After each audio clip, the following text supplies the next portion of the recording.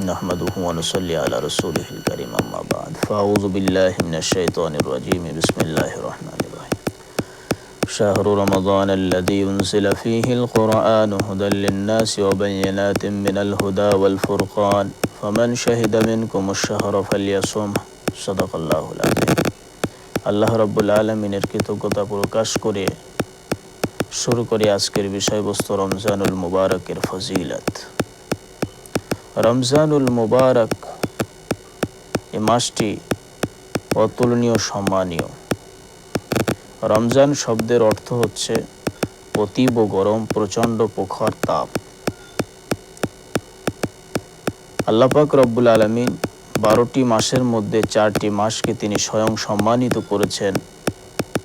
সে 4টি মাস হলো মুহররম, রজব, যুলকাদা ও যুলহিজ্জা। এরপর রমজানুল মুবারককে তিনি কুরআনুল কারীমের আয়াতের মাধ্যমে সম্মানিত করেছেন, সেটি উক্ত আয়াতে বর্ণনা করা হয়েছে। মৌলিকভাবে এই মাসের সম্মান কোরআন অবতীর্ণ হওয়ার কারণে। মনে রাখবেন, পৃথিবীবাসীকে সঠিক রাস্তায়, সঠিক পথে নিয়ে যাওয়ার জন্য বিভিন্ন যুগে আম্বিয়া ও রসুলদের কাছে কিতাব ও সহিফা পাঠিয়েছিলেন। উল্লেখযোগ্য 4টি কিতাবের নাম শ্রেষ্ঠত্ব বলিয়া প্রমাণ করা হইয়াছে। নম্বর 1 তৌরাত, নম্বর 2 জবুর, নম্বর 3 ইনজিল, চতুর্থ কিতাব যেটি সর্বশ্রেষ্ঠ কিতাব এবং আখিরি ফয়সালা, সেটা হলো কুরআনুল কারীমের মধ্যে সম্মানীয় গ্রন্থ। এই কুরআনুল কারীম এত সুন্দর, এর মাধুর্য, এটা একটি অন্য ভিডিওতে ইনশাল্লাহ বলবো। মৌলিকভাবে কিছু এখানে বলি। কুরআনুল কারীমের মধ্যে আল্লাহ পাক বলেছেন দূর অতীতের সমস্ত রকম খবরাখবর, বর্তমান সময়ের বিভিন্ন সমস্যার সমাধান, ভবিষ্যতের ভবিষ্যৎবাণী। সর্বোপরি এই কিতাবটি হলো মানুষের জন্য হিদায়াতের পাত্র। ওয়াবাইয়িনাত মিনাল হুদা যেটা বোঝালাম, সত্য পথের প্রত্যেকটি বিষয়কে যুক্তিযুক্তভাবে বোঝানো হয়েছে অকট্ট প্রমাণ দ্বারা।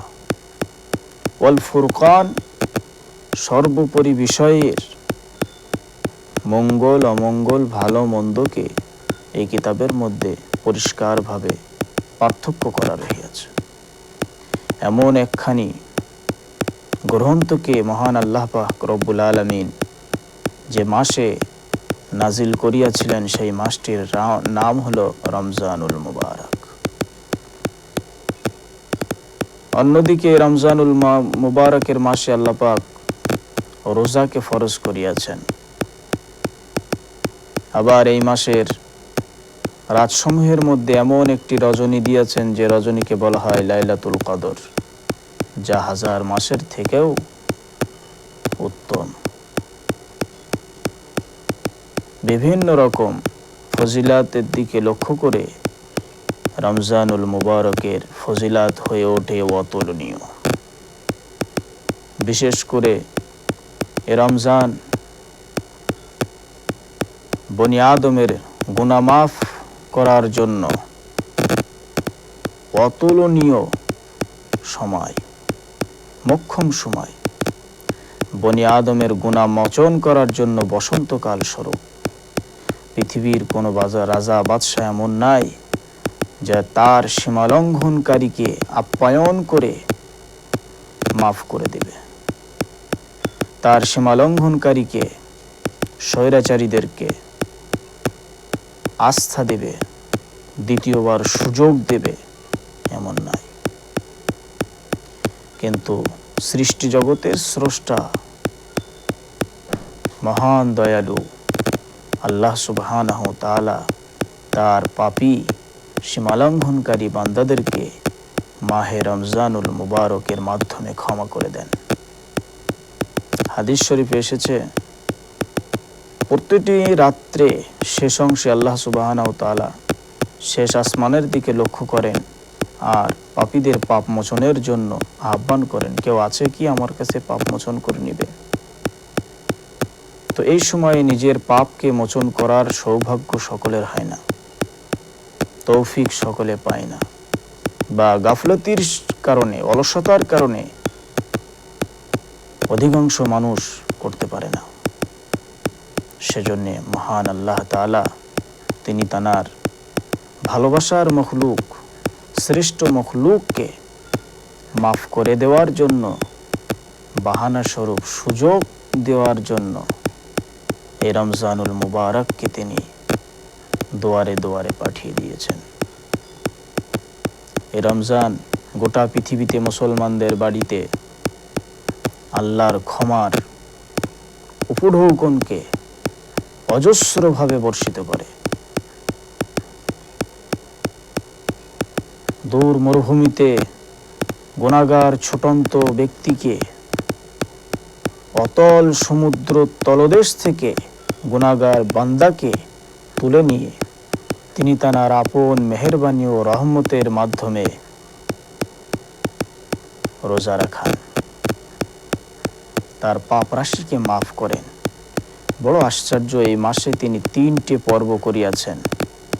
নাম্বার 1 রহমত, নাম্বার 2 মাগফিরাত, নাম্বার 3 নাজাত। এই 3টে যে তিনি পর্বত করিলেন, বান্দার সমস্ত গুনাহকে তিনি যেন আর একটিও রাখিবেন না। রহমত, প্রথম 10 রোজাকে বলা হয় রহমত, যেটি একটি গুনাহগার পাপী মানুষ যে গুনার বোঝা মাথায় নিয়ে এলোমেলো পা নিয়ে ছুটতে থাকছে, তাকে তিনি ধরে নিজের রহমতে রোজা রাখা তৌফিক দিয়ে নিজের দিকে নিকটে টেনে নিয়ে আসেছেন। কত বড় মেহেরবান! বান্দা যখন গুনাহ করতে করতে নিজের উপরে আস্থা হারিয়ে ফেলেছে, এমনকি নিজের পাপ নিজে স্মরণ করে লজ্জিত হচ্ছে, অপমানিত হচ্ছে, আর অন্তরে জাগছে মনে হয় আর পাপ মাফ হবে না। বান্দার অন্তর যখন ভেঙে পড়ছে, মুচড়ে যাচ্ছে যে কি পাপ সে করে ফেলেছে, এ পাপের মাসুল কিভাবে সে গুনবে? কোনো রাস্তা নাই, কোনো সুযোগ নাই, কিয়ামতের ময়দানে ধরা পড়তেই হবে, জাহান্নামে যাওয়া লাগবে। এমন বান্দাদেরকে আল্লাহ পাক রব্বুল আলামিন হাতছানি দিচ্ছেন, আমি রমজানকে তোমাদের দুয়ারে পাঠাবো, রমজানকে যথাযথভাবে আমল করে নিজের পাপকে মাফ করে নিও। তিনি আশ্বাস দিয়েছেন কোরআনুল কারীমের ভেতরে, বিশ্বাসকারী বান্দারা যারা আল্লাহর প্রতি গুনাহ করে বসেছে, আল্লাহর আইনকে ভঙ্গন করেছে, লঙ্ঘন করে ফেলেছে, আল্লাহ পাক বলছেন, কুল ইয়া ইবাদিয়াল্লাযীনা আসরাফু আলা আনফুসিহিম লা তাকনাতু মির রাহমাতিল্লাহ ইন্নাল্লাহা ইয়াগফিরুয যুনুবা জামিআ ইন্নাহু হুয়াল গফুরুর রহিম। যখন বান্দারা নিজের পাপ রাশিকে দেখে, অতীতের পাপ সমূহকে দেখে লজ্জিত হয়, অপমানিত হয়, আর নিজের উপরে আফসোস জাহির করতে থাকে, আল্লাহ পাক সেই মুহূর্তে বান্দাদেরকে ডাকছেন, ইয়া ইবাদি আল্লাযীনা আসরাফু আলা আনফুসিহিম, যারা নিজেদের নফসের উপরে জুলুম করে বসেছো, অত্যাচার করে বসেছো, আমার আইনকে সীমালঙ্ঘন করে ফেলেছো, ভুল করে ফেলেছো, লা তাকনাতু মির রাহমাতিল্লাহ, আমি যে মাফ করে দেব না এমনটা ভেবো না, আমার রহমত হইতে নিরাশ হও না, আশা হারিও না। তুমি যত পাপই করো, আমি তো গফফার ও গফুর, আমি গফফার ও গফুর। লা তাকনাতু মির রাহমাতিল্লাহ ইন্নাল্লাহা ইয়াগফিরুয যুনুবা জামিআ, নিঃসন্দেহে আল্লাহ তাআলা তোমার পাপ রাশিকে মাফ করবেন, পাপ সমূহ নয়, পাপ রাশিকে। যুনুবা জামিআ ইন্নাল্লাহা হুয়াল গফুরুর রহিম, ইন্নাহু হুয়াল গফুরুর রহিম, অবশ্যই আল্লাহ তাআলা তো গফুর, তিনি বহু ক্ষমাশীল, মেহেরবান। সেই মহান মালিক তোমাদেরকে আহ্বান করছে। রমজানুল মুবারকে 3টি পর্ব তিনি করিয়াছেন, একটি হলো রহমত, অপরটি হলো, দ্বিতীয়টি হলো মাগফিরাত, আর তৃতীয়টি হলো নাজাত।